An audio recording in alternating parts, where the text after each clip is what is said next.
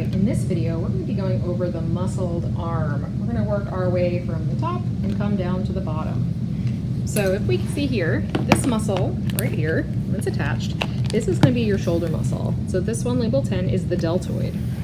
And so we can see, it's going to wrap all the way around, and we can see it a little bit on the anterior surface, and also it comes all the way around to the posterior surface. So we're going to remove the deltoid so we can see a little bit more.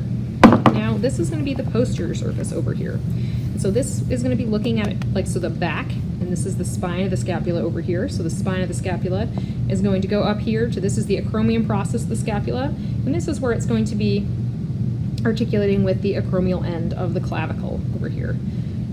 And so this is going to be superior, this is going to be inferior. So anything on the posterior aspect, you should be able to find the spine. Anything above the spine, so labeled 6, is the supraspinatus. Anything below the spine, so labeled 7 here, is going to be the infraspinatus. Now right below the infraspinatus, this little guy labeled 8 is going to be the teres minor. And then right under the teres minor, this one labeled 9 is the teres major. Now if we flip this over here to the anterior surface of the scapula, we can see the subscapularis. So imagine if you had the rib cage would be sitting up here. So this would be how the scapula was sitting up against the rib cage. So this is the subscapularis. Now we're going to start moving down. So here we have, this is the anterior surface, this is the anterior view. So we have this muscle right here that has these two heads, and it's in the front of the arm. And so these two heads are going to be, this is the biceps brachii, right? Two heads, bi for two, biceps brachii. If we remove this biceps brachii, we can see there's a large muscle that's under it. And this is going to be, it's labeled 14, this is the brachialis. So we've got the brachialis over here. Let's put this biceps brachii back here. So we have the biceps brachii, then we have the brachialis. And then if we move on to the posterior surface here, all of this is the triceps brachii. There are 3 heads, so 16, 17, and 18 are all the 3 heads of your triceps brachii. So right, triceps brachii, brachialis, biceps brachii is 11 over here. Then this little guy right here, we can see again, it's sort of like a sandwich. This is the brachialis, and we come back to the triceps brachii. Right now we're going to move down to the forearm. And so one thing to remember about the forearm is that if we're looking at the forearm, we're looking at the posterior surface of the forearm. Any of those muscles, or dorsal surface, any of those muscles are going to extend the wrist. So the extensors are going to be back here on the posterior surface. And then if we were looking at the palmar or anterior surface, these are going to be flexors. So all of your flexors are going to be on the palmar or anterior surface.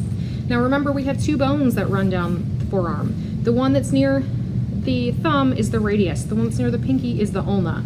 So most of your muscles that are going to be on the thumb side have radialis in the name. Most of your muscles that are going to be on the pinky side have ulnaris in the name. So we're going to start with this kind of big, chunky muscle over here.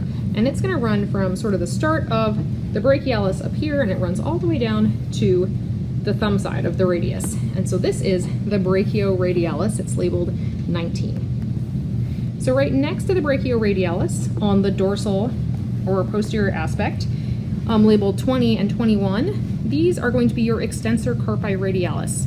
And so they're going to extend the carpus, right, extensor carpi, and they're going to come over here and they're on the radial side. 30 and 31 are going to be extending the digits, but we don't need to know the names of those. 32 is also going to extend the carpus, and it's on the pinky side. This is the extensor carpi ulnaris. 33, we're also not going to worry about the name for that muscle.